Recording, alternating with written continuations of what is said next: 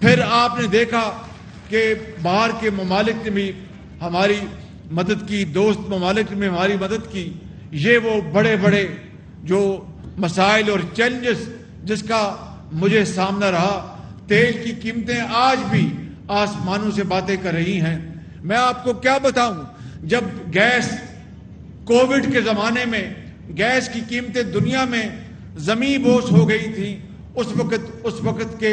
سربراہ کو کوئی خیال نہیں تھا کہ میں یہ سستی گیس خرید کے پاکستان کے کروڑوں عوام کو میں ان کو خوشحالی ان کو نصیب کروں، ان کے قدموں میں ڈالوں، ان کے جھولی میں ڈالوں، صنعتوں کو چلاؤں، زراعت کو چلاؤں۔ اس کو صرف ایک ہی مولیہ خولیہ تھا کہ کس طرح میں نے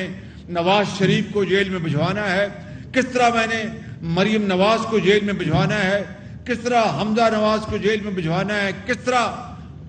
پاکستان مسلم لیگ نون کے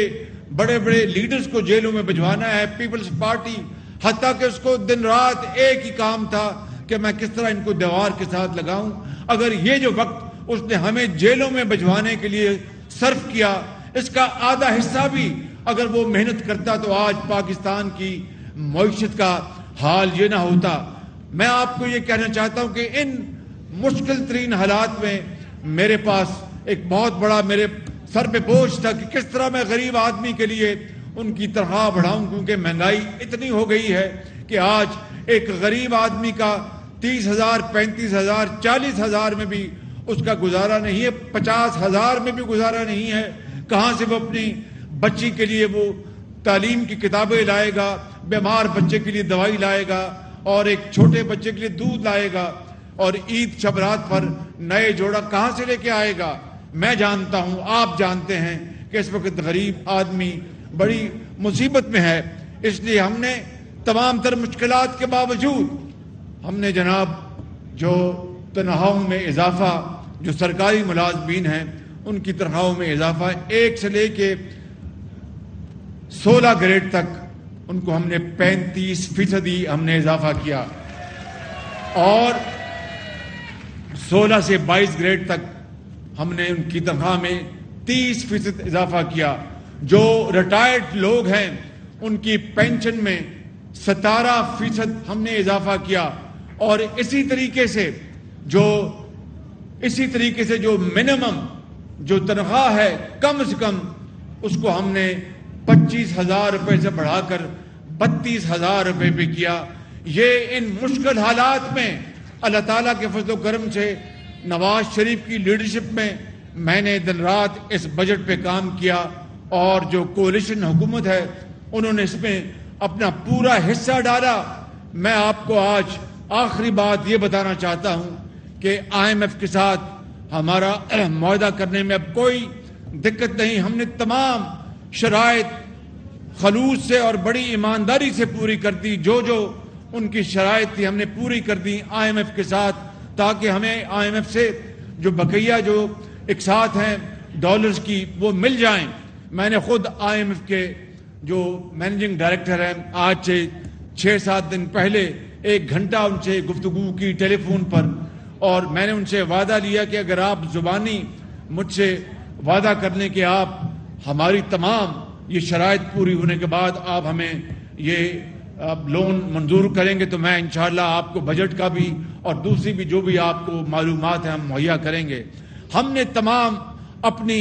جو طرف سے جو بھی شرائط تھی وہ پوری کر دی۔ اب انشاءاللہ مجھے امید ہے کہ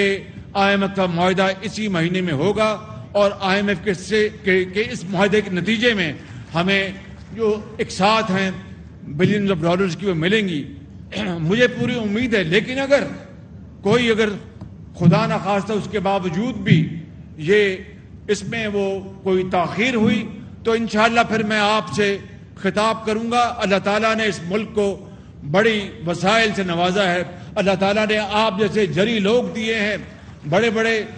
کروڑوں نوجوان، کروڑوں بیٹیاں جو بڑی قابل ہیں، بڑی ذہین ہیں۔ ہمارا کسان ہے، ہمارا مزدور ہے،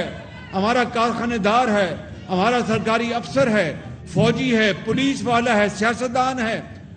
کوئی گھبرانے کی بات نہیں، اللہ تعالیٰ انشاءاللہ پاکستان کو ہمیشہ محفوظ رکھے گا۔ 9 مئی کا جو واقعہ ہے وہ آپ جانتے ہیں، وہ کسی دشمن کی دشمنی سے کم نہیں تھا۔ 9 مئی کا واقعہ آپ اندازہ کریں کہ بڑے بڑے حادثے ہوئے 75 سالوں میں پاکستان کی تاریخ میں، کبھی کسی نے جا کر فوجی تنصیبات پر حملہ نہیں کیا، کبھی کسی جا کر قائد اعظم کے گھر کو نشانہ نہیں بنایا۔ 9 مئی کو جن لوگوں نے عمران خان نیازی کے اکسانے پر یہ پاکستان کے اندر اتنا بڑا فساد برپا کیا، میرے بزرگوں، بھائیوں اور میری بہنوں، یہ تو دشمن بھی 75 سال میں پاکستان کے ساتھ نہ کر سکا۔ اس لیے قانون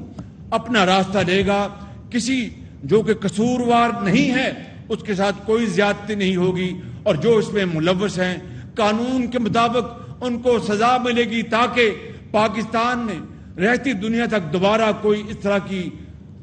حرکت نہ کر سکے۔ اس لیے میرے بزرگوں، بھائیوں اور نوجوان ساتھیوں، آپ کو یہ علم ہونا چاہیے کہ جب تک سیاسی استحکام نہیں آئے گا، ہم لاکھ کوششیں کر لیں، معاشی استحکام نہیں آ سکتا۔ اس کے لیے نواز شریف کی لیڈرشپ میں مسلم لیگ نون اور ہم سب مل کر انشاءاللہ اس ملک کے اندر سیاسی استحکام لائیں گے۔ اور یقین رکھیں، جس طرح ماضی میں نواز شریف کے دور میں پنجاب میں اور پاکستان میں ترقی اور خوشحالی کے ہر طرف خوشبوئیں ہوتی تھیں، انشاءاللہ وہ وقت آئے گا اور ضرور آئے گا، اور میں آپ سے وعدہ کرتا ہوں کہ جب تک میری جان میں جان ہے میں آپ کی خدمت کرتا رہوں گا۔ پاکستان پائندہ باد۔